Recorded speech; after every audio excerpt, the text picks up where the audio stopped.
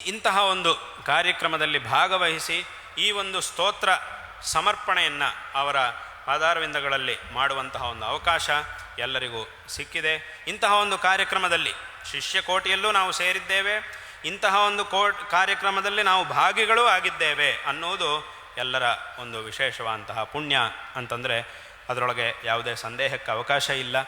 ಹಾಗಾಗಿ ಅವರ ಒಂದು ನಮ್ಮ ಗುರುಗಳ ಒಂದು ಈ ಪೀಠಾಧಿಪತ್ಯದ ಒಂದು ಕಾಲ ಇದು ಒಂದು ಸುವರ್ಣ ಯುಗ ಅಂತ ಹೇಳಿದರೆ ಅದರೊಳಗೆ ಯಾವುದೇ ವಿಧವಂತಹ ತಪ್ಪಿಲ್ಲ. ಒಂದು ಅತ್ಯಂತ ವಿಶಿಷ್ಟವಾದಂತಹ ಒಂದು ಕಾಲ ನಮ್ಮ ಗುರುಗಳ ಈ ಒಂದು ಪೀಠಾಧಿಪತ್ಯದ ಒಂದು ಕಾಲವಾಗಿದೆ.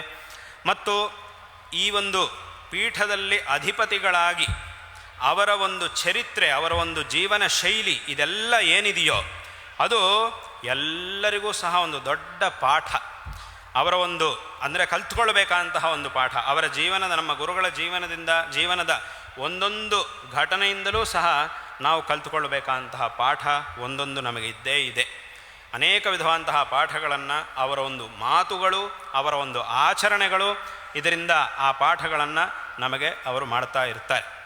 ಅದು ಮಾತ್ರ ಅಲ್ಲದೆ ವಿಶೇಷವಾಗಿ ಸಕಲ ಶಾಸ್ತ್ರಗಳಲ್ಲೂ ಸಹ ಅಖಂಡವಾದಂತಹ ಒಂದು ಪಾಂಡಿತ್ಯವನ್ನು, ನ್ಯಾಯ, ವ್ಯಾಕರಣ, ಮೀಮಾಂಸ, ವೇದಾಂತ ಮೊದಲಾದಂತಹ ಶಾಸ್ತ್ರಗಳಲ್ಲಿ, ಧರ್ಮಶಾಸ್ತ್ರ ಇವುಗಳಲ್ಲಿ ಒಂದು ಅಖಂಡವಾದಂತಹ ಪಾಂಡಿತ್ಯವನ್ನು ಹೊಂದಿದವರಾಗಿ ಎಲ್ಲ ವಿದ್ವಾಂಸರು, ಇದು ಅಂದರೆ ನಮ್ಮ ಗುರುಗಳ ಒಂದು ಪಾಂಡಿತ್ಯದ ಬಗ್ಗೆ ಪಂಡಿತರೇ ಹೇಳುತ್ತಾರೆ.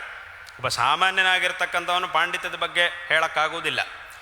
ಒಬ್ಬರ ಪಾಂಡಿತ್ಯ ಎಷ್ಟರ ಮಟ್ಟಿಗಿದೆ ಅನ್ನೋದನ್ನು ಇನ್ನೊಬ್ಬ ಪಂಡಿತ ಮಾತ್ರವೇ ತಿಳ್ಕೊಳ್ಳಿಕ್ಕೆ ಸಾಧ್ಯ ಆಗುತ್ತೆ. ಹಾಗಾಗಿ ಇವತ್ತಿನ ದಿವಸ ನಮ್ಮ ದೇಶದಲ್ಲಿರ್ತಕ್ಕಂತಹ ಎಲ್ಲ ದೊಡ್ಡ ದೊಡ್ಡ ಪಂಡಿತರೂ ಸಹ ನಮ್ಮ ಗುರುಗಳ ಆ ಒಂದು ಶಾಸ್ತ್ರ ಪಾಂಡಿತ್ಯವನ್ನು ಕಂಡು ಅವರೆಲ್ಲರೂ ಸಹ ಆಶ್ಚರ್ಯಪಟ್ಟಿದ್ದಾರೆ. ನಾವೆಲ್ಲರೂ ಸಹ ಪರಿಪೂರ್ಣವಾಗಿ ಈ ಶಾಸ್ತ್ರಾಧ್ಯಯನ, ನಮ್ಮ ಬಾಲ್ಯದಿಂದಲೂ ಶಾಸ್ತ್ರ ಅಧ್ಯಯನ, ಅಧ್ಯಾಪನ ಈ ಕಾರ್ಯದಲ್ಲಿ ಮಾತ್ರವೇ ನಮ್ಮನ್ನು ನಾವು ತೊಡಗಿಸಿಕೊಂಡಿದ್ದೇವೆ. ಆದರೂ ನಾವೂ ಸಹ ಗುರುಗಳಿಂದ ತಿಳ್ಕೊಳ್ಬೇಕಂತಹ ವಿಷಯಗಳು, ಈ ಶಾಸ್ತ್ರದಲ್ಲಿ ಸಂಬಂಧಪಟ್ಟಂತಹ ವಿಷಯಗಳನ್ನು ಗುರುಗಳಿಂದ ತಿಳ್ಕೊಳ್ಬೇಕಂತಹ ವಿಷಯಗಳು ಅನೇಕ ಇವೆ ಅಂಥೇಳಿ ಅವರೇ ತಮ್ಮ ಅನುಭವವನ್ನು ಹೇಳ್ತಾರೆ. ಅಂದರೆ ಏನು, ಪೂರ್ತಿ ಶಾಸ್ತ್ರಕ್ಕೋಸ್ಕರವೇ ತಮ್ಮನ್ನು ತೊಡಗಿಸಿಕೊಂಡಿರ್ತಕ್ಕಂತಹ ಪಂಡಿತರು ಶಾಸ್ತ್ರ ಅಲ್ಲದೆ ಈಗ ಹೇಳಿದಂತೆ ಅನೇಕ ವಿಧವಾದಂತಹ ಧಾರ್ಮಿಕ ಕಾರ್ಯಗಳು, ಈ ಪೀಠದ ಒಂದು ನಿರ್ವಹಣೆ ಮೊದಲಾದಂತಹ ಈ ಎಲ್ಲ ಕಾರ್ಯಗಳಲ್ಲೂ ಸಹ ತೊಡಗಿಸಿಕೊಂಡು ಅಖಂಡವಾದಂತಹ ತಪಸ್ಸನ್ನು ಮಾಡುವಂತಹ ಗುರುಗಳಿಂದ ನಾವು ತಿಳ್ಕೊಳ್ಬೇಕಂತಹ ವಿಷಯಗಳು, ಶಾಸ್ತ್ರಗಳಲ್ಲಿ ನಾವು ತಿಳ್ಕೊಳ್ಬೇಕಂತಹ ವಿಷಯಗಳು ಅನೇಕ ಇವೆ ಅಂತ ಭಾವಿಸ್ತಾ ಇದ್ದಾರೆ. ಅಂತಂದರೆ ಅದು ನಮ್ಮ ಗುರುಗಳ ಒಂದು ಆ ಪಾಂಡಿತ್ಯಕ್ಕೆ, ವಿದ್ವಾಂಸರ ಈ ಒಂದು ಅನುಭವ ಅನ್ನೋದು ಅದೊಂದು ದೊಡ್ಡ ಸಾಕ್ಷಿಯಾಗಿದೆ. ಹಾಗಾಗಿ ಅಂತಹ ಒಂದು ಪಾಂಡಿತ್ಯ ಇವತ್ತಿನ ದಿವಸ ನಾನು ಅತ್ಯಂತ ಹೆಮ್ಮೆಯಿಂದ ಒಂದು ಮಾತನ್ನು ಹೇಳ ಬಯಸ್ತೇನೆ. ಏನು ಅಂತಂದರೆ, ನಮ್ಮ ದೇಶದಲ್ಲಿ ಅನೇಕ ಈ ಚತುರಾಮ್ನಾಯ ಪೀಠಗಳಿವೆ, ಹಾಗೂ ಅನೇಕ ಮಠಗಳು ಇವೆ, ಮಠಾಧಿಪತಿಗಳು ಇದ್ದಾರೆ, ಎಲ್ಲ ಇದ್ದಾರೆ. ಆದರೆ ಎಲ್ಲರಲ್ಲೂ ಸಹ ನಮ್ಮ ಗುರುಗಳಲ್ಲಿ ಯಾವ ಒಂದು ಪಾಂಡಿತ್ಯವನ್ನು ನಾವು ನೋಡ್ತೀವೋ ಅದನ್ನು ಬೇರೆ ಎಲ್ಲೂ ಸಹ ನೋಡುವುದಕ್ಕೆ ಸಾಧ್ಯವಿಲ್ಲ ಅನ್ನುವಂತಹ ಒಂದು ವಿಷಯವನ್ನು ಇವತ್ತಿನ ದಿವಸ ನಾನು ನಿಸ್ಸಂದೇಹವಾಗಿ ಇವತ್ತಿನ ದಿವಸ ಈ ಒಂದು ವಿಷಯವನ್ನು ಇಲ್ಲಿ ಹೆಮ್ಮೆಯಿಂದ ಹೇಳಬಯಸ್ತೇನೆ. ಹಾಗಾಗಿ ಅಂತಹ ನಮ್ಮ ಗುರುಗಳ ಶಿಷ್ಯಕೋಟೆಯಲ್ಲಿ ನಾವು ಸೇರಿದ್ದು ಎಲ್ಲರ ಒಂದು ಭಾಗ್ಯ ವಿಶೇಷ ಅನ್ನುವಂತಹ ವಿಷಯವನ್ನು ಈ ಸಂದರ್ಭದಲ್ಲಿ ಎಲ್ಲರಿಗೂ ಹೇಳಬಯಸ್ತಾ ಇದ್ದೇವೆ. ಹಾಗಾಗಿ ಅವರ ಮನಸ್ಸಿನಲ್ಲಿ, ನಮ್ಮ ಗುರುಗಳ ಮನಸ್ಸಿನಲ್ಲಿ ಇರತಕ್ಕಂತಹ ಒಂದು ಏಕಮಾತ್ರ ಅಭಿಪ್ರಾಯ ಅಂದರೆ ಯಾವ ಒಂದು ಕಾರ್ಯಕ್ಕಾಗಿ ಈ 50 ವರ್ಷಗಳಿಂದ ನಮ್ಮ ಗುರುಗಳು ಅಖಂಡವಾದ ತಪಸ್ಸನ್ನು ಮಾಡ್ತಾ ಇದ್ದಾರೋ, ಅನೇಕ ವಿಜಯಯಾತ್ರೆಗಳನ್ನು ಅವರು ಮಾಡಿದ್ದಾರೋ, ಅನೇಕ ವಿಧವಾದಂತಹ ಕೆಲಸಗಳನ್ನು ಮಾಡಿದ್ದಾರೋ, ಇದು ಎಲ್ಲದರ ಒಂದು ಮುಖ್ಯವಾದ ಉದ್ದೇಶ ಏನು ಅಂತಂದರೆ ಶಿಷ್ಯ ಜನರೆಲ್ಲರೂ ಸಹ ಚೆನ್ನಾಗಿರಬೇಕು, ಎಲ್ಲರೂ ಸಹ ಧಾರ್ಮಿಕವಾದಂತಹ ಮಾರ್ಗದಲ್ಲಿರಬೇಕು, ಎಲ್ಲರಿಗೂ ಸಹ ಒಳ್ಳೆಯದಾಗಬೇಕು ಅನ್ನೋದೊಂದೇ ಅವರ ಒಂದು ಅಭಿಪ್ರಾಯ. ಹಾಗಾಗಿ ಪ್ರತಿ ದಿವಸ ಭಗವದ್ ಆರಾಧನೆ ಮಾಡುವಾಗ, ಚಂದ್ರಮೌಳೀಶ್ವರ ಪೂಜೆಯನ್ನು ಮಾಡುವಾಗ, ಅಮ್ಮನವರ ಪೂಜೆಯನ್ನು ಮಾಡುವಾಗಲೂ ಅವರು ಪ್ರಾರ್ಥನೆ ಮಾಡುವುದು ನಮ್ಮೆಲ್ಲರ ಒಂದು ಹಿತವನ್ನು, ಎಲ್ಲ ಶಿಷ್ಯ ಜನರಿಗೂ ಒಳ್ಳೆಯದಾಗಬೇಕು ಅನ್ನೋದನ್ನೇ ಅವರು ಪ್ರಾರ್ಥನೆ ಮಾಡೋದು. ಕೆಲವರು ನಮ್ಮ ಹತ್ರಕ್ಕೆ ಬಂದಾಗ ಕೇಳ್ತಾ ಇರ್ತಾರೆ, ಏನು ಅಂತಂದರೆ ನಾವೆಲ್ಲಾದರೂ ಯಾತ್ರೆಗೆ ಹೋದಾಗ ಅಥವಾ ಇಲ್ಲಿ ಬಂದಾಗ ಕೆಲವರು ನಮ್ಮ ಹತ್ರ ಬಂದಾಗ ಒಂದು ಮಾತು ಕೇಳ್ತಾ ಇರ್ತಾರೆ, ಏನು ಅಂತಂದರೆ, ಗುರುಗಳು ದೊಡ್ಡವರು ಚೆನ್ನಾಗಿದ್ದಾರಾ ಗುರುಗಳು ಅಂತ ನಮ್ಮ ಹತ್ರ ಕೇಳ್ತಾ ಇರ್ತಾರೆ. ಗುರುಗಳು ಹೇಗಿದ್ದಾರೆ, ಚೆನ್ನಾಗಿದ್ದಾರಾ ಅಂತ ಕೇಳ್ತಾ ಇರ್ತಾರೆ. ಆಗ ನಾನು ಅವರಿಗೆ ಹೇಳ್ತೀನಿ, ಗುರುಗಳು ಅನುಗ್ರಹದಿಂದ ನಾವೆಲ್ಲ ಚೆನ್ನಾಗಿದ್ದೀವಿ, ಇನ್ನು ಗುರುಗಳು ಚೆನ್ನಾಗಿದ್ದಾರಾ ಇಲ್ವಾ ಅಂತ ಹೇಳುವ ಅವಶ್ಯಕತೆಯೇ ಇಲ್ಲ. ಅವರ ಅನುಗ್ರಹದಿಂದ ನಾವೆಲ್ಲ ಚೆನ್ನಾಗಿದ್ದೀವಿ ಅಂತಂದ ಮೇಲೆ ಅವರು ಚೆನ್ನಾಗಿದ್ದಾರಾ ಇಲ್ವಾ ಅಂತ ಪ್ರತ್ಯೇಕ ಹೇಳುವ ಅವಶ್ಯಕತೆ ಇಲ್ಲ. ಹಾಗಾಗಿ ನಾನು ಇದನ್ನೇ ಹೇಳ್ತೀನಿ. ಕೆಲವು ಗುರು ಚೆನ್ನಾಗಿದ್ದಾರಾ ಹೇಗೆ ಅಂತ ಹೊರಗಡೆ ಎಲ್ಲೂ ನೋಡೋಕ್ಕಾಗೋದಿಲ್ಲ, ಜಾಸ್ತಿ ನೋಡೋಕ್ಕಾಗೋದಿಲ್ಲ, ಅದನ್ನು ಚೆನ್ನಾಗಿದ್ದಾರಾ ಅಂತ ಕೇಳ್ತಾರೆ. ಆಗ ನಾನು ಹೇಳ್ತೀನಿ, ಅವರ ಅನುಗ್ರಹದಿಂದ ನಾವೆಲ್ಲ ಚೆನ್ನಾಗಿದ್ದೀವಪ್ಪ, ನಮ್ಮ ಕೆಲಸಗಳೆಲ್ಲ ಚೆನ್ನಾಗಿ ನಡೀತಾ ಇದೆ ಅಂತ ನಾನು ಹೇಳ್ತೀನಿ. ಹಾಗಾಗಿ ಮತ್ತೆ ಪುನಃ ಅವರ ಬಗ್ಗೆ ಹೇಳುವ ಅವಶ್ಯಕತೆಯೇ ಇಲ್ಲ ಅಂತ ಅದರ ಅರ್ಥ. ಹಾಗಾಗಿ ಈ ರೀತಿಯಾಗಿ ಈ ವಿಶೇಷವಾದ ಈ ಸ್ತೋತ್ರಗಳ ಒಂದು ಕಾರ್ಯಕ್ರಮ ಈ ಒಂದು ಸಂದರ್ಭದಲ್ಲಿ ಆಯೋಜನೆ ಮಾಡಲಾಗಿದೆ. ಈ ಒಂದು ಸ್ತೋತ್ರಗಳ ಅಪಾರವಾದಂತಹ ಒಂದು ವೈಶಿಷ್ಟ್ಯ, ಇದಕ್ಕೆ ಸ್ವಲ್ಪ ಮಾತುಗಳಲ್ಲಿ ಇದರ ಒಂದು ವೈಶಿಷ್ಟ್ಯವನ್ನು ನಾವು ಹೇಳುವುದಕ್ಕೆ ಸಾಧ್ಯವಿಲ್ಲ. ಈ ರೀತಿಯಾದಂತಹ ಒಂದು ಕಾರ್ಯಕ್ರಮ. ಹೀಗೆ ಶಂಕರರು ಅನೇಕ ವಿಧವಾದಂತಹ ಅದ್ಭುತವಾದ ಸ್ತೋತ್ರಗಳನ್ನು ರಚನೆ ಮಾಡಿದ್ದಾರೆ. ಆ ಎಲ್ಲ ಸ್ತೋತ್ರಗಳಲ್ಲಿ ಯಾವುದಾದರೂ ಒಂದನ್ನು ಅಥವಾ ಇವತ್ತೊಂದು ನಾಳೆ ಒಂದು ಈ ಕ್ರಮದಲ್ಲಾದರೂ ಪ್ರತಿ ದಿವಸ ಎಲ್ಲರೂ ಸಹ ಪಠನ ಮಾಡಬೇಕು. ವಿಶೇಷವಾಗಿ ಈಗ ಮುಂದೆ ಕುಂಭಮೇಳ ಅನ್ನೋದು ಇದೆ. ಕುಂಭಮೇಳ ಅನ್ನೋದು ತುಂಬ ದೊಡ್ಡದಾಗಿ ನಡೆಯುತ್ತೆ, ಬೇರೆ ಬೇರೆ ಪ್ರಾಂತಗಳಲ್ಲಿ ನಮ್ಮ ಭಾರತ ದೇಶದಲ್ಲಿ ನಡೆಯುತ್ತೆ. ಆ ಸಂದರ್ಭದಲ್ಲಿ ಅಲ್ಲಿ ಪುಣ್ಯ ನದಿಯಲ್ಲಿ ಸ್ನಾನ ಮಾಡೋದು, ಗಂಗಾ ಆ ಸಂಗಮದಲ್ಲಿ, ತ್ರಿವೇಣಿ ಸಂಗಮದಲ್ಲಿ ಸ್ನಾನ ಮಾಡುವುದು ಅನ್ನುವುದು ಹಿಂದಿನ ಕಾಲದಿಂದಲೂ ಬಂದಿದೆ. ಆದರೆ ಅಲ್ಲಿಗೆ ತುಂಬ ಜನ ಹೋಗ್ತಾರೆ. ಆದರೆ ಯಾರಿಗೆ ಅಲ್ಲಿ ತನಕ ಹೋಗಲಿಕ್ಕೆ ಸಾಧ್ಯವಿಲ್ವೋ ಅವರು ತಾವು ಇರುವಂತಹ ಜಾಗದಲ್ಲೇ ಈ ಸ್ತೋತ್ರಗಳನ್ನು ಪಠನ ಮಾಡುವುದು.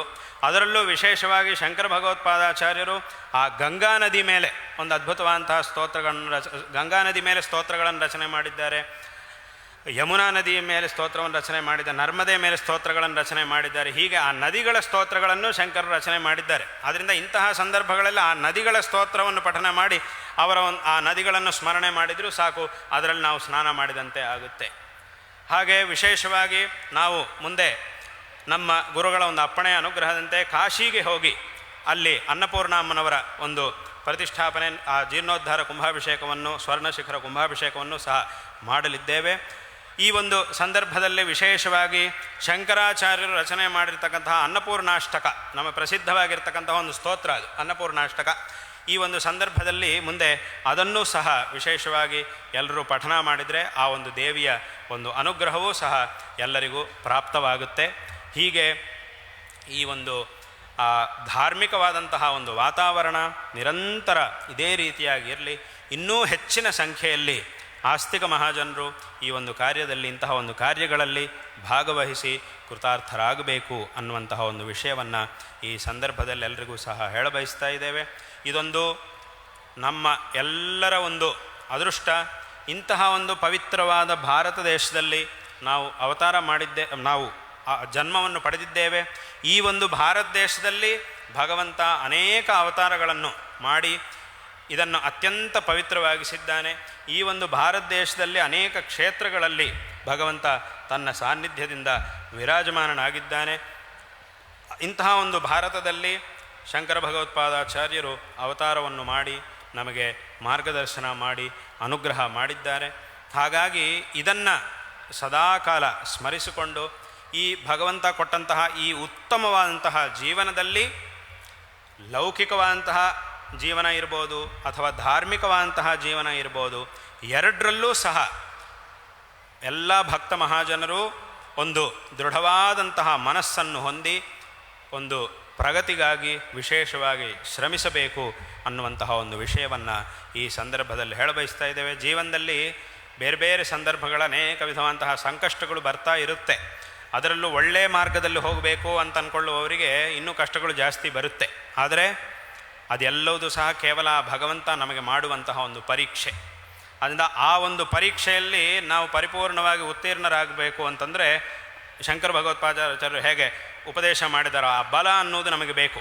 ಮನೋಬಲ, ಆ ಮಾತಿನ ಒಂದು ಬಲ, ಶರೀರದ ಒಂದು ಬಲ, ಇದನ್ನೆಲ್ಲ ಸಂಪಾದನೆ ಮಾಡಿಕೊಂಡು ಆ ಒಂದು ಮಾರ್ಗದಲ್ಲಿ ನಾವು ಮುಂದೆ ಹೋಗಿ ತದ್ವಾರ ಜೀವನವನ್ನು ಸಾರ್ಥಕ ಮಾಡಿಕೊಳ್ಳಬೇಕು. ಇಂತಹ ಒಂದು ಬಲ ಮನುಷ್ಯನಿಗೆ ಅತ್ಯಂತ ಅವಶ್ಯಕ. ನಾನು ಯಾವಾಗಲೂ ಹೇಳ್ತಾ ಇರ್ತೀನಿ, ಏನು ಅಂತಂದರೆ ರಾಮಾಯಣದಲ್ಲಿ ಸುಂದರಕಾಂಡ ಇದೆ. ಆ ಸುಂದರಕಾಂಡೆಯ ಒಂದು ಕಥೆ ಎಲ್ಲರಿಗೂ ತುಂಬ ಜನರಿಗೆ ಗೊತ್ತಿದೆ. ಅದರಲ್ಲಿ ಏನು ಕಥೆ ಇದೆ ಅಂತಂದರೆ, ಭಗವಂತ ಆಂಜನೇಯ ಸಮುದ್ರ ಉಲ್ಲಂಘನವನ್ನು ಮಾಡುವುದು, ಸಮುದ್ರವನ್ನು ದಾಟಿ ಲಂಕೆಗೆ ಹೋಗಿ ಅಲ್ಲಿ ಸೀತಾಮ್ಮನವರ ದರ್ಶನವನ್ನು ಮಾಡಿ ರಾವಣನ ಅಲ್ಲಿ ಆ ಅಶೋಕವನವನ್ನೆಲ್ಲ ಧ್ವಂಸ ಮಾಡಿ ಲಂಕಾದಹನ ಮಾಡಿ ಪುನಃ ರಾಮನ ಹತ್ತಿರಕ್ಕೆ ಬರುವುದು. ಅದು ಆ ಸುಂದರಕಾಂಡದಲ್ಲಿರುವಂತಹ ಕಥಾಭಾಗ. ಇಲ್ಲಿ ಒಂದು ವಿಷಯ ಏನು ಅಂತಂದರೆ, ನಾವು ಸುಂದರಕಾಂಡದ ಕಥೆ ಅಂತ ನಾವು ಹೇಳ್ತೀವಿ, ಆದರೆ ವಾಸ್ತವವಾಗಿ ಅದು ಕಥೆ ಮಾತ್ರ ಅಲ್ಲ, ಅದು ಎಲ್ಲರ ಒಂದು ಜೀವನದ ಒಂದು ಕಥೆ. ಅದು ಎಲ್ಲರ ಒಂದು ಜೀವನದ ಕಥೆಯೂ ಆಗಿದೆ. ಅದು ಬರೀ ಆಂಜನೇಯ ಸ್ವಾಮಿ ಸಮುದ್ರವನ್ನು ಉಲ್ಲಂಘನೆ ಮಾಡಿ ಲಂಕೆಗೆ ಹೋಗಿದ್ದಾನೆ ಬಂದಿದ್ದಾನೆ ಅಂತ ಮಾತ್ರ ಅಲ್ಲ, ಅಷ್ಟು ಮಾತ್ರ ಅಲ್ಲ ಅಲ್ಲಿರುವುದು, ಅದು ಎಲ್ಲರ ಜೀವನದ ಒಂದು ಕಥೆಯೂ ಆಗಿದೆ. ಅಂದರೆ ಹೇಗೆ ಅಲ್ಲಿ ಆಂಜನೇಯ ಒಂದು ಒಳ್ಳೆಯ ಕಾರ್ಯಕ್ಕಾಗಿ, ರಾಮನ ಕಾರ್ಯಕ್ಕಾಗಿ ಈಚೆಯಿಂದ ಆಚೆಗೆ ಹೋಗ್ತಾ ಇದ್ದಾನೆ. ಹೋಗುವಾಗ ಈ ಸಮುದ್ರವನ್ನು ದಾಟಿಕೊಂಡು ಹೋಗುವಾಗ ಏನಾಯಿತು ಅಂತಂದರೆ, ದಾರಿಯಲ್ಲಿ 3 ಜನ ಸಿಕ್ಕಿದ್ರು ಆಂಜನೇಯ ಸ್ವಾಮಿಗೆ. 3 ವ್ಯಕ್ತಿಗಳು ದಾರಿಯಲ್ಲಿ ಸಿಕ್ಕಿದ್ರು. ಅದರೊಳಗೂ ಹೇಗಿತ್ತು ಅಂತಂದರೆ, ಆ 3 ಜನರಲ್ಲಿ 2 ತೊಂದರೆ ಮಾಡೋಕ್ಕೆ ಬಂದಿದ್ದರು, ಒಬ್ಬ ಸಹಾಯ ಮಾಡೋಕ್ಕೆ ಬಂದಿದ್ದ, ಸ್ವಲ್ಪ ಸಹಾಯವನ್ನು ಮಾಡುವುದಕ್ಕೆ ಅಂತ ಒಬ್ಬ ಬಂದಿದ್ದ. ಅಂದರೆ ಅಲ್ಲಿಗೇನಾಯಿತು, ಇದರಿಂದಲೇ ನಮಗೆ ಗೊತ್ತಾಗ್ತಿದೆ, ಒಂದು ಒಳ್ಳೆಯ ಕೆಲಸಕ್ಕೆ ನಾವು ಹೊರಟ ಮೇಲೆ ತೊಂದರೆ ಮಾಡುವವರ ಸಂಖ್ಯೆ ಜಾಸ್ತಿ ಇರುತ್ತೆ, ಸಹಾಯ ಮಾಡುವವರ ಸಂಖ್ಯೆ ಕಡಿಮೆ ಇರುತ್ತೆ. ಆದರೆ ಆಂಜನೇಯ ಸ್ವಾಮಿ ಏನು ಮಾಡಿದ್ದ, ಯಾವ ಸಂದರ್ಭದಲ್ಲಿ ಯಾವ ಉಪಾಯವನ್ನು ಮಾಡಬೇಕೋ ಆ ಉಪಾಯವನ್ನು ಮಾಡಿ ಅಲ್ಲಿಂದ ಮುಂದಕ್ಕೆ ಹೋಗಿ ತನ್ನ ಕಾರ್ಯವನ್ನು ಉತ್ತಮವಾದ ರೀತಿಯಲ್ಲಿ, ಹೇಳಿದ್ದಕ್ಕಿಂತಲೂ ಸಹ ಇನ್ನೂ ಉತ್ತಮವಾದಂತಹ ರೀತಿಯಲ್ಲಿ ಕಾರ್ಯವನ್ನು ಸಂಪನ್ನಗೊಳಿಸಿ ಪುನಃ ರಾಮನ ಸನ್ನಿಧಿಗೆ ಬಂದಿದ್ದಾನೆ. ಅದೇ ರೀತಿ ಜೀವನದಲ್ಲಿ ನಾವು ಒಳ್ಳೆಯ ಉದ್ದೇಶವನ್ನು ಹೊಂದಿ ಒಳ್ಳೆಯ ಕೆಲಸಗಳನ್ನು ಮಾಡುವುದಕ್ಕೆ ಹೋಗುವಾಗ ಈ ರೀತಿಯಾಗಿ ನಮಗೆ ತೊಂದರೆ ಮಾಡುವವರು ಇರ್ತಾರೆ, ಮತ್ತು ಉಪಕಾರ ಮಾಡುವವರು ಇರ್ತಾರೆ, ತೊಂದರೆ ಮಾಡುವವರ ಸಂಖ್ಯೆ ಜಾಸ್ತಿಯೂ ಇರುತ್ತೆ. ಆದರೆ ನಾವು ಆ ಆಂಜನೇಯ ಸ್ವಾಮಿ ಹಾಗೆ ವಿಶೇಷವಾದಂತಹ ಧೈರ್ಯದಿಂದ ಆ ಒಂದು ಕೆಲಸವನ್ನು ಮಾಡಿ ಈ ಒಂದು ಜೀವನವನ್ನು ಸಾರ್ಥಕಪಡಿಸಿಕೊಳ್ಳಬೇಕು ಅನ್ನುವಂತಹ ಒಂದು ವಿಷಯವನ್ನು ಈ ಸಂದರ್ಭದಲ್ಲಿ ಎಲ್ಲರಿಗೂ ಹೇಳಬಯಸ್ತಾ ಇದ್ದೇವೆ. ಈ ಒಂದು ಸಂದರ್ಭದಲ್ಲಿ ಇಲ್ಲಿಗೆ ಆಗಮಿಸಿರತಕ್ಕಂತಹ ನಮ್ಮ ಗುರುಗಳಿಗೂ ನಮಗೂ ಪ್ರೀತಿಪಾತ್ರರಾಗಿರ್ತಕ್ಕಂತಹ ಎಲ್ಲ ಮಠಾಧಿಪತಿಗಳಿಗೂ ಎಲ್ಲ ಯತಿಗಳಿಗೂ ಸಹ ಈ ಸಂದರ್ಭದಲ್ಲಿ ನಾವು ನಾರಾಯಣ ಸ್ಮರಣಪೂರ್ವಕವಾಗಿ ಆಶೀರ್ವಾದಗಳನ್ನು ಮಾಡ್ತಾ ಇದ್ದೇವೆ. ವಿಶೇಷವಾಗಿ ಶಂಕರ ಭಗವತ್ಪಾದಾಚಾರ್ಯರು ಪ್ರತಿಪಾದನೆ ಮಾಡಿರ್ತಕ್ಕಂತಹ ಆ ಒಂದು ಅದ್ವೈತ ಸಿದ್ಧಾಂತ, ಆ ಸಿದ್ಧಾಂತ ಮತ್ತು ಅದಕ್ಕೆ ಅಂಗವಾಗಿ ಹೇಳಿರ್ತಕ್ಕಂತಹ ಅನೇಕ ವಿಚಾರಗಳ ಒಂದು ಪ್ರಚಾರ ಕಾರ್ಯ ಎಲ್ಲ ಮಠಗಳಿಂದಲೂ ಸಹ ವಿಶೇಷವಾಗಿ ನಡೀಬೇಕು. ಆ ಒಂದು ಪ್ರಚಾರ ಕಾರ್ಯವು ಎಲ್ಲ ಕಡೆಯೂ ಸಹ ವಿಶೇಷವಾಗಿ ನಡೀಬೇಕು, ಎಲ್ಲರೂ ಸಹ ಅದರಲ್ಲಿ ಭಾಗಿಗಳಾಗಬೇಕು ಅನ್ನುವಂತಹ ಒಂದು ವಿಷಯವನ್ನು ಈ ಸಂದರ್ಭದಲ್ಲಿ ಎಲ್ಲರಿಗೂ ಸಹ ತಿಳಿಸ್ತಾ ಇದ್ದೇವೆ. ಯಾಕೆಂತಂದರೆ ಶಂಕರ ಭಗವತ್ಪಾದಾಚಾರ್ಯರು ಪ್ರತಿಪಾದಿಸಿರ್ತಕ್ಕಂತಹ ಆ ಒಂದು ಅದ್ವೈತ ಸಿದ್ಧಾಂತದ ಬಗ್ಗೆ ಜನರ ಮನಸ್ಸಿನಲ್ಲಿ ತುಂಬ ಸಂದೇಹಗಳಿವೆ, ಪ್ರಶ್ನೆಗಳಿವೆ, ತಪ್ಪು ಕಲ್ಪನೆಗಳನ್ನು ಉಂಟು ಮಾಡುವವರು ಇದ್ದಾರೆ, ಹೀಗೆಲ್ಲ ಇದೆ ಲೋಕದಲ್ಲಿ. ಆದ್ದರಿಂದ ಈ ಒಂದು ಕಾರ್ಯ, ಅವರ ಸಿದ್ಧಾಂತದ ಸ್ವರೂಪ ಏನು, ಅದನ್ನು ನಾವು ಯಾವ ರೀತಿಯಾಗಿ ಅಳವಡಿಸ್ಕೊಳ್ಳಬೇಕು, ಆ ಮಾರ್ಗದಲ್ಲಿ ಯಾವ ರೀತಿಯಾಗಿ ಹೋಗಬೇಕು, ವಾಸ್ತವವಾಗಿ ಅವರು ಏನು ಹೇಳಿದ್ದಾರೆ ಇತ್ಯಾದಿ ವಿಚಾರಗಳನ್ನೆಲ್ಲ ಜನರಿಗೆ ತಲುಪಿಸುವುದಕ್ಕಾಗಿ ಎಲ್ಲ ಮಠಗಳಿಂದಲೂ ಸಹ ಎಲ್ಲ ಮಠಗಳಿಂದ ಎಲ್ಲ ವಿದ್ವಾಂಸರಿಂದಲೂ ಸಹ ವಿಶೇಷವಾಗಿ ಈ ಒಂದು ಕಾರ್ಯವು ಚೆನ್ನಾಗಿ ನಡೀಬೇಕು. ಅಂದರೆ ಶಂಕರರ ಕಾಲದಲ್ಲಿ ಯಾವ ರೀತಿಯಾಗಿತ್ತು, ಯಾವ ರೀತಿಯಾದಂಥ ಒಂದು ಕ್ಲಿಷ್ಟವಾದ ಪರಿಸ್ಥಿತಿ ಇತ್ತು, ಅದನ್ನು ಹೇಗೆ ಸರಿ ಮಾಡಿದರು ಶಂಕರರು, ಯಾವ ರೀತಿಯಾಗಿ ಎಲ್ರಿಗೂ ಸಹ ಸನ್ಮಾರ್ಗವನ್ನು ತೋರಿಸಿದರು ಅನ್ನುವುದನ್ನು ಸಹ ನಾವು ಎಲ್ಲರಿಗೂ ಉಪದೇಶ ಮಾಡಿ ಅದನ್ನು ಎಲ್ಲರಿಗೂ ಮಾರ್ಗದರ್ಶನ ಮಾಡುವಂತಹ ಒಂದು ಅವಶ್ಯಕತೆ ಇದೆ. ಅಂದರೆ ಒಂದು ವಿಷಯ ಹೇಳಬೇಕು ಅಂತಂದರೆ, ಈಗಾಗಲೇ ನಮ್ಮ ಸ್ವಾಮಿಗಳು ವೀರೇಶಾನಂದರು ಮಾತಾಡ್ತಾ ಒಂದು ಮಾತು ಹೇಳಿದರು. ಏನು ಅಂತಂದರೆ, ಶಂಕರಾಚಾರ್ಯರು ಬುದ್ಧ ಒಂದು ರೀತಿಯಾಗಿ ಅದ್ವೈತವನ್ನು ಉಪದೇಶ ಮಾಡಿದ್ದಾನೆ ಅಂತ ಹೇಳಿದ್ದಾರೆ. ಆದರೆ ನಮ್ಮ ಗ್ರಂಥಕಾರರು, ಪಂಡಿತರು ಎಲ್ಲರೂ ಸಹ ನಮ್ಮ ಗ್ರಂಥಗಳಲ್ಲಿ ಹೇಳಿರ್ತಕ್ಕಂಥದ್ದು ಬೇರೆ ರೀತಿಯಾಗಿ ಇದೆ. ಅಂದರೆ ಅವರು ತಮ್ಮ ಭಾಷಣದಲ್ಲಿ ಒಂದಿಷ್ಟು ವಿಷಯಗಳನ್ನು ಹೇಳಿದ್ದಾರೆ. ಆದರೆ ಆ ವಿಷಯ ಅಂದರೆ ಬುದ್ಧ ಏನು ಉಪದೇಶ ಮಾಡಿದರು ಅನ್ನೋದು ಗೊತ್ತಿಲ್ಲ, ಆದರೆ ಅವರ ಶಿಷ್ಯರು ಬುದ್ಧ ಏನು ಉಪದೇಶ ಮಾಡಿದ್ದಾನೆ ಅನ್ನೋದನ್ನು ಪ್ರಚಾರ ಮಾಡಿದ್ದಾರೋ ಆ ಒಂದು ಪ್ರಚಾರದಲ್ಲಿ ಅವರು ಹೇಳಿದಂತಹ ಸಿದ್ಧಾಂತಕ್ಕೂ ಅದ್ವೈತ ಸಿದ್ಧಾಂತಕ್ಕೂ ತುಂಬ ವ್ಯತ್ಯಾಸ ಇದೆ. ಯಾಕೆಂತಂದರೆ ಅವರು ಹೇಳಿದ್ದು ಶೂನ್ಯ ಇತ್ಯಾದಿಗಳನ್ನು, ಶೂನ್ಯ, ಕ್ಷಣಿಕ ಇತ್ಯಾದಿ ವಿಷಯಗಳನ್ನೆಲ್ಲ ಹೇಳಿದ್ದಾರೆ. ಅಂದರೆ ಅಹಿಂಸಾ ಅನ್ನುವಂತಹ ಒಂದು ಅಹಿಂಸಾ ಮಾರ್ಗವನ್ನು ಹೇಳಿದ್ದು, ಎಲ್ಲರನ್ನೂ ಸಹ ಗೌರವವಾಗಿ ನೋಡಬೇಕು ಅನ್ನುವಂತಹ ಕೆಲವು ವಿಚಾರಗಳು ಆ ಪಕ್ಷದಲ್ಲಿವೆ. ಅಂತಹ ವಿಷಯಗಳು ನಮ್ಮ ಧರ್ಮದಲ್ಲೂ ಇವೆ, ನಮ್ಮ ಗ್ರಂಥಗಳಲ್ಲೂ ಇದೆ. ಅಹಿಂಸಾ ಅನ್ನುವಂತಹ ವಿಷಯವನ್ನು ಸಹ ನಮ್ಮ ಶಾಸ್ತ್ರವು ಹೇಳ್ತಾನೇ ಇದೆ. ಅದೇ ರೀತಿಯಾಗಿ ಎಲ್ಲರನ್ನೂ ಸಹ ಗೌರವವಾಗಿ ತನ್ನಂತೆ ನೋಡಬೇಕು. ಆತ್ಮವತ್ ಸರ್ವಭೂತಾನಿ ಯಃ ಪಶ್ಯತಿ ಸಪಶ್ಯತಿ ಅನ್ನುವಂತಹ ಒಂದು ವಿಷಯವನ್ನು ಶಾಸ್ತ್ರವು ಯಾವತ್ತೂ ಹೇಳಿದೆ. ಹೇಗೆ ಎಲ್ಲರನ್ನೂ ಸಹ ಗೌರವವಾಗಿ ನೋಡಬೇಕು, ಪ್ರತಿಯೊಬ್ಬನನ್ನು ಸಹ ಗೌರವವಾಗಿ ನೋಡಬೇಕು ಅಂತ ಹೇಳಿ ಶಾಸ್ತ್ರವು ಯಾವತ್ತೂ ಹೇಳಾಗಿದೆ. ಆ ಒಂದು ವಿಷಯಗಳು ಅನೇಕ ಇವೆ. ಆದರೆ ಅಲ್ಲಿರ್ತಕ್ಕಂಥದ್ದು ಶೂನ್ಯವಾದ, ಅಂದರೆ ಏನೂ ಇಲ್ಲವೇ ಇಲ್ಲ ಅಂತ ಹೇಳೋದು. ಆದರೆ ಇಲ್ಲಿರ್ತಕ್ಕಂತಹದ್ದು ಪರಬ್ರಹ್ಮ ಒಂದೇ ಸತ್ಯ, ಉಳಿದಿದ್ದೆಲ್ಲವುದೂ ಸಹ ಜ್ಞಾನ ಬರುವ ತನಕ ಇದ್ದ ಹಾಗೆ, ಆದರೆ ಜ್ಞಾನ ಬಂದ ನಂತರ ಅದು ಇಲ್ಲ ಅನ್ನೋದು ಇಲ್ಲಿರ್ತಕ್ಕಂತಹ ಒಂದು ಸಿದ್ಧಾಂತ. ಹಾಗಾಗಿ ವಿಶೇಷವಾಗಿ ಅಂದರೆ ಇನ್ನು ತುಂಬ ಇದೆ ಆ ಒಂದು, ಅಂದರೆ ಬೇರೆ ಸಿದ್ಧಾಂತಗಳಿಗೂ ಇದಕ್ಕೂ ಏನು ವ್ಯತ್ಯಾಸ, ಅದ್ವೈತ ಸಿದ್ಧಾಂತದಲ್ಲಿ ಏನು ಹೇಳಿದ್ದಾರೆ, ಬೇರೆ ಶಾಸ್ತ್ರಗಳು ಬೇರೆ ದರ್ಶನಗಳಲ್ಲಿರ್ತಕ್ಕಂತಹ ವಿಷಯಗಳನ್ನು ಇದರ ಜೊತೆಗೆ ಯಾವ ರೀತಿಯಾಗಿ ಸಮನ್ವಯ ಮಾಡಿಕೊಳ್ಳಬೇಕು ಇತ್ಯಾದಿ ವಿಚಾರಗಳು ಇನ್ನೂ ಅನೇಕ ಇವೆ. ಆದ್ದರಿಂದ ಅದಕ್ಕೂ ಇದಕ್ಕೂ ತುಂಬ ವ್ಯತ್ಯಾಸ ಇದೆ. ಅಂದರೆ ಆ ಬೌದ್ಧ ಮತದಲ್ಲಿರ್ತಕ್ಕಂತಹ ಒಂದು ಸಿದ್ಧಾಂತಕ್ಕೂ ಇದಕ್ಕೂ ಸಹ ತುಂಬ ಒಂದು ವ್ಯತ್ಯಾಸ ಇದೆ. ಆದ್ದರಿಂದ ಇಲ್ಲಿ ಏನು ಹೇಳ್ತಾ ಇದ್ದಾರೆ ಅನ್ನೋದನ್ನು ಪ್ರತಿಯೊಬ್ಬರೂ ಸಹ ಚೆನ್ನಾಗಿ ತಿಳ್ಕೊಳ್ಳಬೇಕು ಅನ್ನುವಂತಹ ಒಂದು ವಿಷಯವನ್ನು ಈ ಸಂದರ್ಭದಲ್ಲಿ ಇಲ್ಲಿ ಹೇಳ್ತಾ, ಎಲ್ಲ ಮಠಾಧಿಪತಿಗಳಿಗೂ ಎಲ್ಲ ಯತಿಗಳಿಗೂ ಸಹ ನಾವು ಈ ಸಂದರ್ಭದಲ್ಲಿ ವಿಶೇಷವಾಗಿ ನಾರಾಯಣ ಸ್ಮರಣಪೂರ್ವಕವಾಗಿ ಆಶೀರ್ವಾದಗಳನ್ನು ಮಾಡ್ತಾ ಇದ್ದೇವೆ. ಅದೇ ರೀತಿ ಇವತ್ತಿನ ದಿವಸ ನಮ್ಮ ಒಂದು ಕರ್ನಾಟಕ ರಾಜ್ಯದ ಮಾನ್ಯ ಉಪಮುಖ್ಯಮಂತ್ರಿಗಳಾಗಿರ್ತಕ್ಕಂಥವರು ಮತ್ತು ಅನೇಕ ವರ್ಷಗಳಿಂದ ಈ ಒಂದು ಶೃಂಗೇರಿ ಶಾರದಾ ಪೀಠದ ಮೇಲೆ, ಈ ಪೀಠದ ಜಗದ್ಗುರುಗಳ ಮೇಲೆ ಒಂದು ಪ್ರತ್ಯೇಕವಾದಂತಹ ಭಕ್ತಿ ಅಭಿಮಾನಗಳನ್ನು ಹೊಂದಿರತಕ್ಕಂಥವರು ಡಿ ಕೆ ಶಿವಕುಮಾರ್ ಅವರು ಸಹ ಇವತ್ತು ಇಲ್ಲಿಗೆ ಆಹ್ವಾನವನ್ನು ಸ್ವೀಕರಿಸಿ ಇಲ್ಲಿಗೆ ಇವತ್ತು ಬಂದಿದ್ದಾರೆ. ಅವರಿಗೂ ಈ ಸಂದರ್ಭದಲ್ಲಿ ನಾವು ನಾರಾಯಣ ಸ್ಮರಣಪೂರ್ವಕವಾಗಿ ಆಶೀರ್ವಾದಗಳನ್ನು ಮಾಡ್ತಾ ಇದ್ದೇವೆ. ಹಾಗೆ ಇವತ್ತಿನ ದಿವಸ ಈ ಒಂದು ಕಾರ್ಯಕ್ರಮದಲ್ಲಿ ಈ ಒಂದು ಅನೇಕ ಮಾಸಗಳಿಂದ, ನಾನು ಆರಂಭದಲ್ಲಿ ಹೇಳಿದಂತೆ ಅನೇಕ ತಿಂಗಳುಗಳಿಂದ ಈ ಒಂದು ಕಾರ್ಯಕ್ರಮದಲ್ಲಿ ಭಾಗವನ್ನು ವಹಿಸಿ, ಅಂದರೆ ಇದರ ಏರ್ಪಾಟುಗಳಿಗಾಗಿ ವಿಶೇಷವಾಗಿ ಶ್ರಮಿಸಿರ್ತಕ್ಕಂಥವರು ಈ ನಮ್ಮ ಶಾಂಕರ ತತ್ವ ಪ್ರಸಾರ ಅಭಿಯಾನದ ಎಲ್ಲ ಕಾರ್ಯಕರ್ತರು ಹಾಗೂ ವೇದಾಂತ ಭಾರತಿ ಸಂಸ್ಥೆಯ ಎಲ್ಲ ಕಾರ್ಯಕರ್ತರು, ಎಲ್ಲ ಆಸ್ತಿಕರು ಹಾಗೂ ಈ ಶೃಂಗೇರಿ ಸುತ್ತಮುತ್ತಲಿನ ಎಲ್ಲ ಭಕ್ತಜನರು, ಇಲ್ಲಿ ತಾಲೂಕುಗಳ ಎಲ್ಲ ಆಸ್ತಿಕರು, ಈ ಶೃಂಗೇರಿ ಗ್ರಾಮವಾಸಿಗಳು, ಈ ಪ್ರದೇಶದ ನಿವಾಸಿಗಳು ಎಲ್ಲರಿಗೂ ಸಹ ಈ ಸಂದರ್ಭದಲ್ಲಿ ನಾವು ನಾರಾಯಣ ಸ್ಮರಣಪೂರ್ವಕವಾಗಿ ಆಶೀರ್ವಾದಗಳನ್ನು ಮಾಡ್ತಾ ಇದ್ದೇವೆ. ಹಾಗೆ ಇವತ್ತು ಆಗಮಿಸಿರ್ತಕ್ಕಂತಹ ಎಲ್ಲ ಪಾರಾಯಣಕರ್ತರು ಎಲ್ಲರಿಗೂ ಸಹ ಆಶೀರ್ವಾದಗಳನ್ನು ಮಾಡ್ತಾ ಇದ್ದೇವೆ. ಎಲ್ಲ ಮಕ್ಕಳಿಗೂ ಹಾಗೂ ತಮ್ಮ ಮಕ್ಕಳನ್ನು ಇಂತಹ ಒಂದು ಒಳ್ಳೆಯ ಕಾರ್ಯಕ್ರಮಕ್ಕೆ ಕಳಿಸಬೇಕು ಅಂತ ತೀರ್ಮಾನ ಮಾಡಿದ ಆ ಮಕ್ಕಳ ಪೋಷಕರು ಹಾಗೂ ಶಾಲೆಯ ನಿರ್ವಾಹಕರು ಎಲ್ಲರಿಗೂ ಸಹ ನಾವು ಈ ಸಂದರ್ಭದಲ್ಲಿ ಆಶೀರ್ವಾದಗಳನ್ನು ಮಾಡ್ತಾ ಇದ್ದೇವೆ. ಮತ್ತು ವಿಶೇಷವಾಗಿ ಇಷ್ಟು ದೊಡ್ಡ ಕಾರ್ಯಕ್ರಮ ನಡೀಬೇಕು ಅಂತಂದರೆ ಅದಕ್ಕೆ ಸರ್ಕಾರದಿಂದ ಒಂದು ವಿಶೇಷವಾದಂತಹ ಸಹಕಾರ ಅನ್ನೋದು ಬೇಕೇ ಬೇಕು. ಅದಿಲ್ಲ ಅಂತಂದರೆ ಇಷ್ಟು ದೊಡ್ಡ ಕಾರ್ಯಕ್ರಮವನ್ನು ಮಾಡಿಸುವುದಕ್ಕೆ ಅಸಾಧ್ಯವಾಗುವುದಿಲ್ಲ. ಆದ್ದರಿಂದ ಅದೇ ವಿಶೇಷವಾಗಿ ಸರ್ಕಾರದ ಕಡೆಯಿಂದಲೂ ಇದಕ್ಕೆ ಬೇಕಾಗಿರ್ತಕ್ಕಂಥ ಎಲ್ಲ ಮಕ್ಕಳು ಬಂದು ಹೋಗುವುದಕ್ಕೆ ಮತ್ತು ಎಲ್ಲರೂ ಸಹ ಇಲ್ಲಿ ಭಾಗವಹಿಸುವುದಕ್ಕೆ ಮತ್ತು ಇಲ್ಲಿ ಯಾವುದೇ ವಿಧವಾದಂತಹ ತೊಂದರೆಗಳು ಆಗದೇ ಇರುವ ಹಾಗೆ ಇಲ್ಲಿಗೆ ಬಂದಿರತಕ್ಕಂತಹ ಆರಕ್ಷಕ ಸಿಬ್ಬಂದಿ ವರ್ಗದವರು, ಮಾಧ್ಯಮದವರು ಎಲ್ಲರೂ ಸಹ ಇದರಲ್ಲಿ ತಮ್ಮ ತಮ್ಮ ಕೆಲಸಗಳನ್ನು ಮಾಡಿದ್ದಾರೆ, ತಮ್ಮ ತಮ್ಮ ಕರ್ತವ್ಯಗಳನ್ನು ಶ್ರದ್ಧೆಯಿಂದ ನಿಭಾಯಿಸಿದ್ದಾರೆ. ಅವರೆಲ್ಲರಿಗೂ ಸಹ ನಾವು ನಾರಾಯಣ ಸ್ಮರಣಪೂರ್ವಕವಾಗಿ ಆಶೀರ್ವಾದಗಳನ್ನು ಮಾಡ್ತಿದ್ದೇವೆ.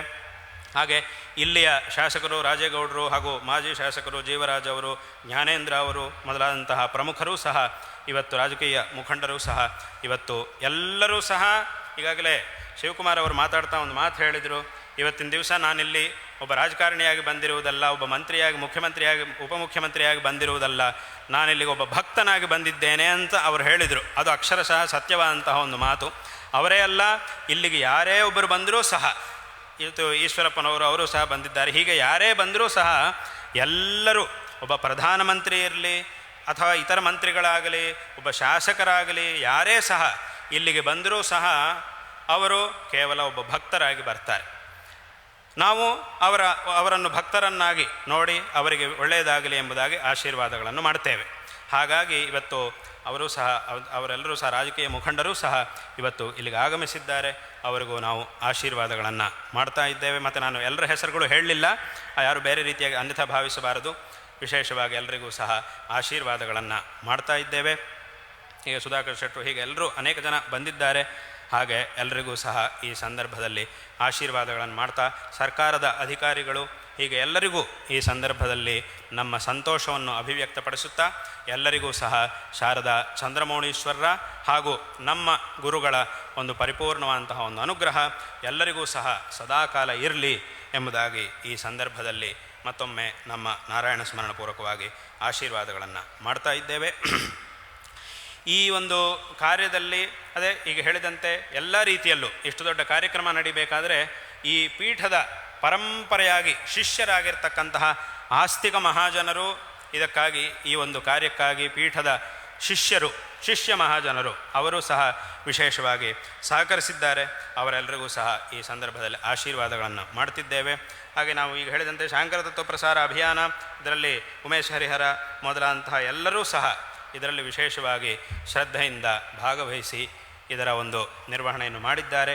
ಎಲ್ಲರಿಗೂ ಆಶೀರ್ವಾದಗಳನ್ನು ಮಾಡ್ತಿದ್ದೇವೆ. ಕೊನೆಗೊಂದು ವಿಷಯ ಏನು ಅಂತಂದರೆ, ಎಲ್ಲರೂ ಸಹ ಹೇಗೆ ಇಷ್ಟೊತ್ತು ಯಾವ ರೀತಿಯಾಗಿ ಬೆಳಗ್ಗೆ ಎಲ್ಲರೂ ಬರುವಾಗಲೂ ಈ ಪಾರಾಯಣ ನಡೀತಿರುವಾಗಲೂ ಹೇಗೆ ಎಷ್ಟು ಶಿಸ್ತುಬದ್ಧವಾಗಿ ಎಲ್ಲರೂ ಸಹ ಇದ್ದೀರೋ, ಅದೇ ರೀತಿಯಾಗಿ ಇಲ್ಲಿಂದ ನಿಮ್ಮ ಮನೆಗೆ ಎಲ್ಲರೂ ಸಹ ಕ್ಷೇಮವಾಗಿ ತಲುಪುವುದು ಅದು ಸಹ ನಮಗೆ ತುಂಬ ಮುಖ್ಯವಾದಂತಹ ಒಂದು ವಿಷಯ.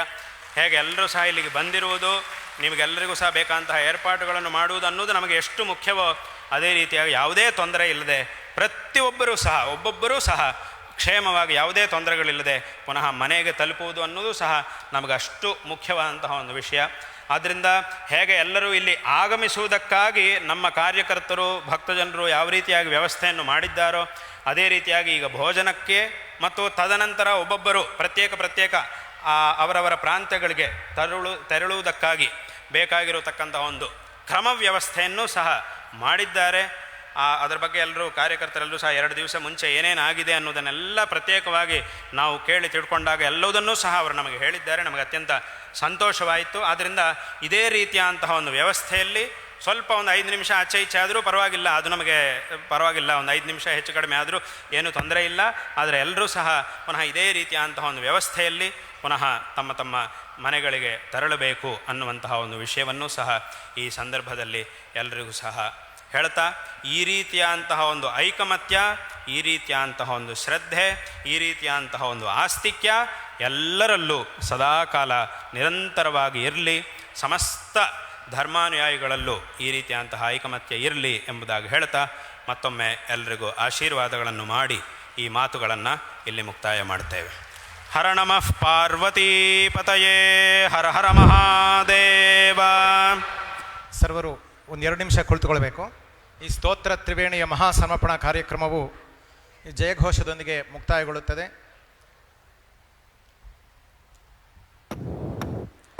ಈ ಒಂದು ಸಂದರ್ಭದಲ್ಲಿ ಎಲ್ಲರಿಗೂ ಸಹ ನಾವು ಅನೇಕ ಸಂದರ್ಭಗಳಲ್ಲಿ ಬೇರೆ ಬೇರೆ ರೀತಿಯಾದಂತಹ ಕಾರ್ಯಗಳನ್ನು, ಅಂದರೆ ಬೇರೆ ಬೇರೆ ರೀತಿಯಾಗಿ ಜನಸಮೂಹವು ಬಂದಿರತಕ್ಕಂತಹ ಸಂದರ್ಭದಲ್ಲಿ ನಾವು ವಿಶೇಷವಾಗಿ ಅನೇಕ ವರ್ಷಗಳ ಹಿಂದೆ ಭಕ್ತರ ಒಂದು ಪ್ರಾರ್ಥನೆಯಂತೆ ನಮ್ಮ ಗುರುಗಳು ಉಪದೇಶ ಮಾಡಿರ್ತಕ್ಕಂತಹ ಒಂದು ಮಂತ್ರ ಇದೆ.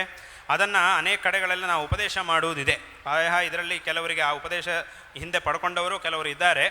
ಆದರೆ ಆ ಒಂದು ಉಪದೇಶವನ್ನು ಹಿಂದಿಂದಲೂ ಮಾಡುವಂತಹ ಒಂದು ಕ್ರಮ ನಮ್ಮ ಗುರುಗಳಿಂದ ಬಂದಿದೆ. ಅದನ್ನೇ ಈ ಒಂದು ಸಂದರ್ಭದಲ್ಲೂ ಸಹ ನಾವು ವಿಶೇಷವಾಗಿ ಮಾಡ್ತೇವೆ.